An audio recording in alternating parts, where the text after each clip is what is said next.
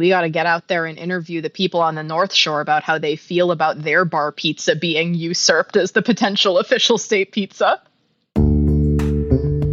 The Horse Race is brought to you by Benchmark Strategies, Boston's leading public affairs and public relations consulting firm. To learn more, connect with Benchmark on LinkedIn at Benchmark Strategies or visit benchmark-strategies.com.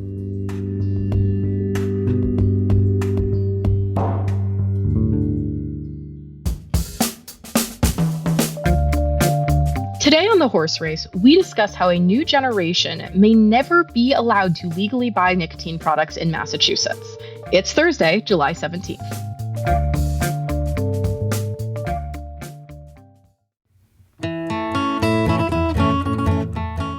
Welcome back to The Horse Race, your weekly look at politics, policy, and elections in Massachusetts. I'm Steve Casella, here with my co-host Jennifer Smith, on a somewhat inauspicious day, I think, for those of us who like to talk about transit and who think that the T is overall headed in the right direction. Yesterday, Jen, not a great day for the T. That's right. I'm really sorry. As I know I'm on the record on, I don't enjoy my position as local boohooer about the MBTA. My trip went fine in this morning, but that is probably because I take the red line, which is working okay right now.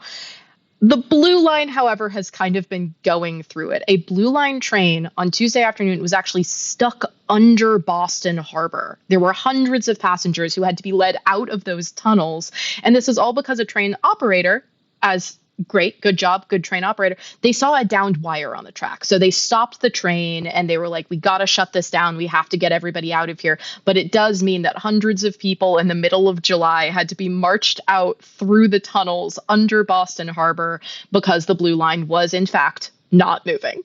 Yeah, not a great day, but glad that everybody in that is safe, and hopefully they'll deal with that issue because it doesn't sound like it was fun for either the riders or, as you point out, the driver, Jen. But we are all in our respective bunkers today. We've made it safely. So, Jen, the ultimate question that we've asked many times and never once answered successfully, what are we doing here today? You know, Steve, today we're thinking about the ways that Massachusetts kind of distinguishes itself in the nation and the world. And no, that's not through having like really exceptional public transportation. Don't come at me, everybody. But perhaps because we take a kind of unorthodox approach to regulating the vice economy. That might be cannabis. That might be gambling. That might be alcohol. No, we are probably still never going to get happy hour. But we are here today to talk about the ways that cities and towns all over Massachusetts have been approaching who can and can't consume nicotine products. And it is a very Massachusetts story. I am delighted to get into it, but that's why we're here. Sounds like one of those where you're going to get to talk again about the difference between state and local control. So let's get into it. Let's do it.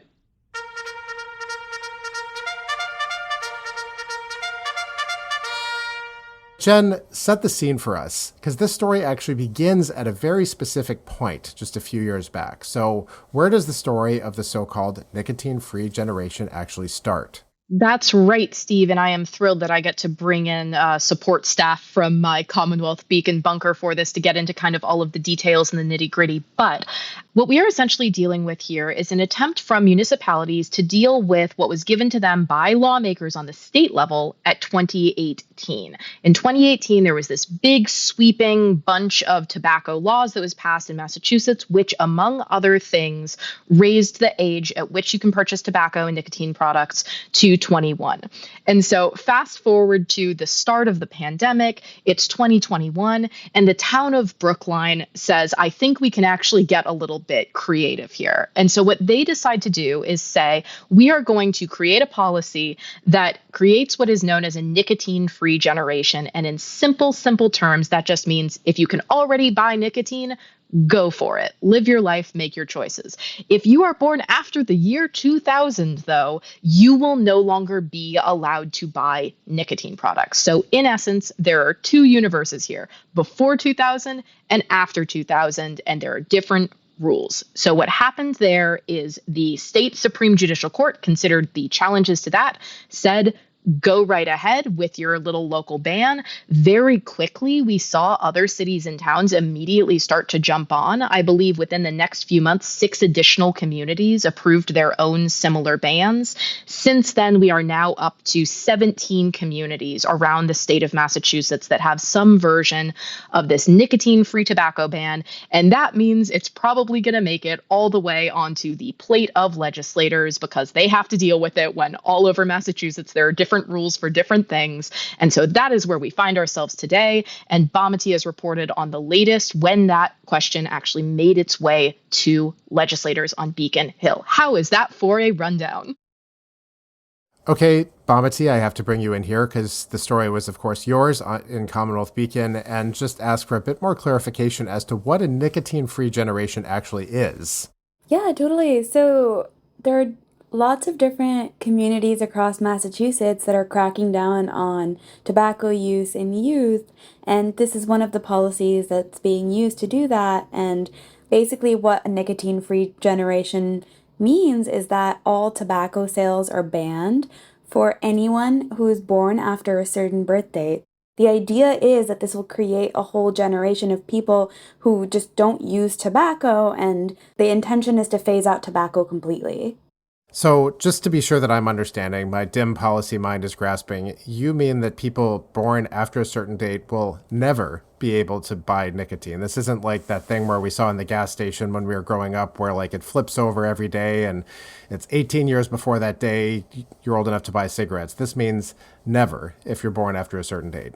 Yes. So the interesting thing about this and the way that it was discussed when the Brookline ban was challenged all the way up to the state high court here is that what the law is doing is actually, in the view of the town, dividing purchasers into basically two groups. Okay. There's people who were born before and those people who were born after the year 2000.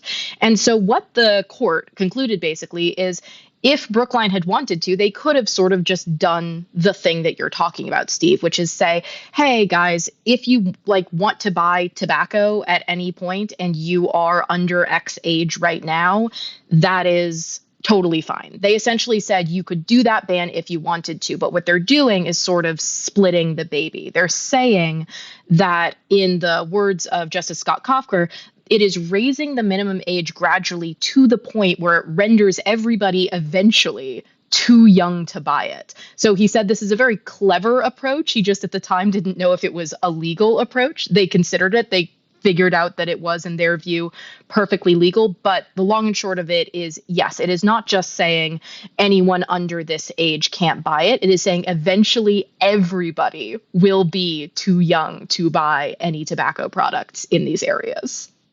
Thinking back to the way that these sorts of policies are kind of attacked on the local level, can you tell me a little bit, sort of refresh my memory on this?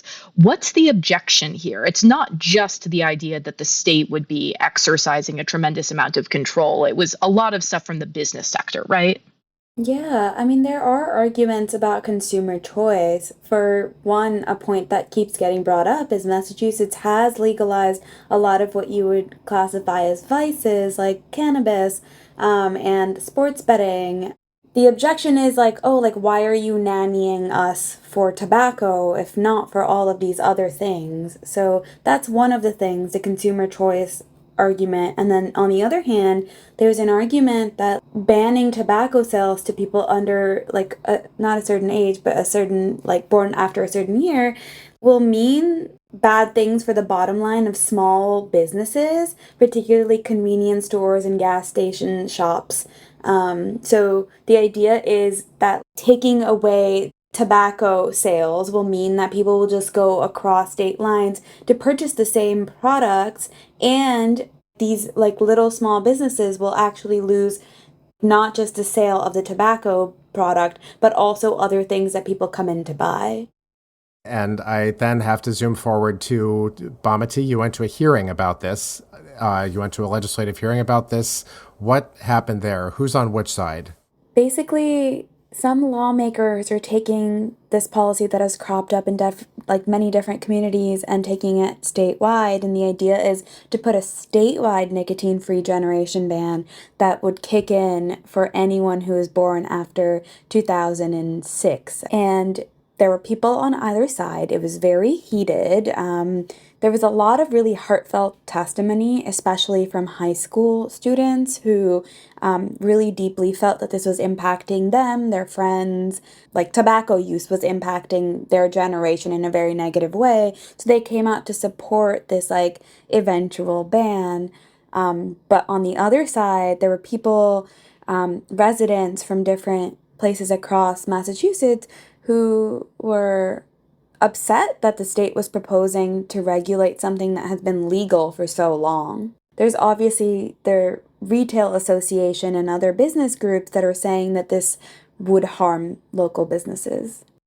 One of the more confusing things about Massachusetts policy, of course, is figuring out who gets to decide what and what towns can decide and what the state can decide. So just a question for both of you. How does this issue sit in terms of, is this something that towns should be able to decide, or is it something that the state should take control over? So this is kind of like many things in Massachusetts waded into that intersection of local and state control here, because I think by your count here, the policy since Brookline first adopted it has now been adopted in 16 more cities, and those are kind of all over the state. Some of them have relatively similar political profiles, not all of them do. And the interesting thing to me here is when something kind of gets tried out, almost piloted at the local level, and then lawmakers kind of say, well, it's sort of become an odd situation where every individual city and town can essentially create a kind of de facto policy around this. Say, if Brookline wants to say it's everyone after 2000, what if, Boston decided that it wanted to say everybody born after 2014? You would end up with that same kind of patchwork that some of the opponents are talking about as a rationale for not allowing any given city and town to say that nicotine products should be illegal for those under a certain age here, but you walk 12 feet in the other direction to the other side of the street into another municipality and you can buy cigarettes or whatever else you want there. So that simultaneously the state is and is not grappling with the reality that if this is down to local control, it does create that same patchwork effect. But doing it at the state level can kind of raise the specter of that nanny state, that infantilization question that they'd brought up before. So I found this debate very, very interesting because it's not as simple as places saying we can control what goes on inside the borders of Brookline. Yeah, and that's something that was brought up by those opposing the nicotine-free generation bill. And conversely, in the same hearing, there was another bill that was discussed that would make it so that municipalities couldn't make these decisions, couldn't do their own tobacco nicotine-free bans or like put in other controls on nicotine because of this sort of patchwork system. Because like, what is the point of like having a ban on nicotine in Brookline if you can just take the Green Line into Boston and just buy the same product? This, of course, is also coming in an environment where there's already a dizzying array of regulations about tobacco. And we've mentioned local, we've mentioned state. Of course, there are also federal regulations. So we're adding in a whole new, basically, policy idea. How does this interact with what is already on the books? So this has come up a lot, actually, because part of the question is who gets to make these ultimate decisions. There is already a pretty substantial state law in Massachusetts that was approved in 2018 that raised the minimum age for purchasing tobacco products from 18 to 21.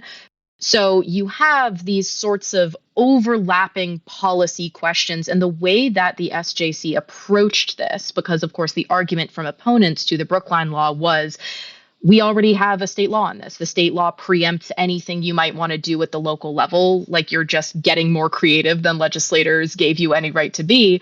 And the SJC essentially said that this basically augments the state statute, essentially saying this is further limiting access to tobacco products that people already agree they shouldn't be allowed to access if they are under the age of 21. So that was the initial argument. Bhaamati, as you're kind of watching this move forward, the hearing is always just the first step. We'll see if anything actually comes of this during this legislative cycle or any other future legislative cycle. But what is the kind of most interesting dynamic to you that you're going to be keeping an eye on going forward?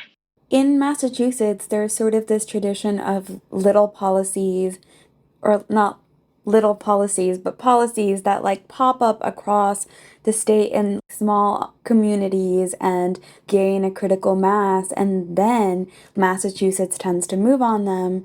And so here, that's what the proponents of the nicotine-free generation are hoping for. They're hoping for different communities across the state to adopt this kind of policy to the point where it sort of creates this inconsistency. Like, it signals a willingness from the state, like from across the state, to have these policies, but it also does create this sort of patchwork. And like at some point, the legislature is going to have to look at it.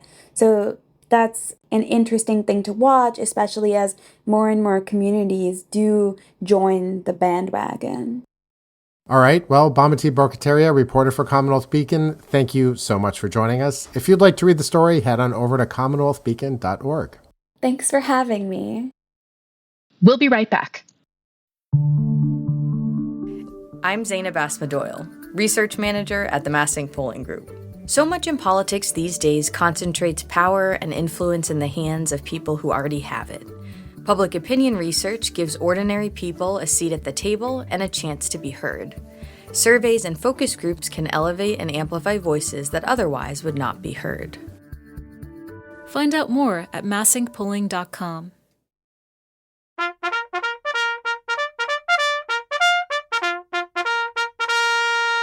And that brings us to our final segment, which this week comes to us from our ongoing, hard-hitting, never-ending, and Grammy Award-winning series about official Massachusetts stuff. So there's a whole bunch of potential new stuff. Jen, what do we got? Well, I mean, the real joy for me is that I have learned the term lithified armored mud balls today. Wait, I don't even know what you just said. What's a lithified armored mud ball? So the reason that this is coming up is we're looking at whether or not there should be a Massachusetts official sedimentary structure. And so there's a wonderful article from New England Public Media about how, you know, along with our official state rock and flowers and all of that, we don't have an official sedimentary structure. And so Richard Little, who is a geologist, is trying to get lithified armored mud balls, which are Jurassic period rocks that basically like tumbled along creek beds and that sort of thing, recognized as our official sedimentary structure. And they're cute. They're about the size of a little golf ball. And I think that's great. All right. Well, I'm very skeptical, but WBUR also reports that they mentioned the blue-spotted salamander, which we've talked about. There's also a move afoot to make South Shore Bar Pizza the official pizza of the Commonwealth, which is wild, and also nominated are an official ice cream flavor, brand of seasoning, tugboat, jazz song, and rock song, as far as what could be new official state symbols. So we'll see. We will report. We will commit ourselves right now to reporting on that important piece of public service journalism whenever the story advances further. Yeah, I mean, we got to get out there and interview the people on the North Shore about how they feel about their bar pizza being usurped as the potential official state pizza. We do, and we will. But for now, unfortunately, or fortunately for you, that is all the time we have for today. I'm Steve Cazella, signing off with Jennifer Smith. Our producer is Charlie Cazella. You can write to us at thehorseracepodcast@gmail.com. Don't forget to give The Horse Race a review wherever you're hearing us now. It helps other people find us. Subscribe to CommonWealth Beacon's daily download and reach out to us here at the Massing Polling Group if you need polls or focus groups done. For now, thank you all for listening, and we'll see you next week.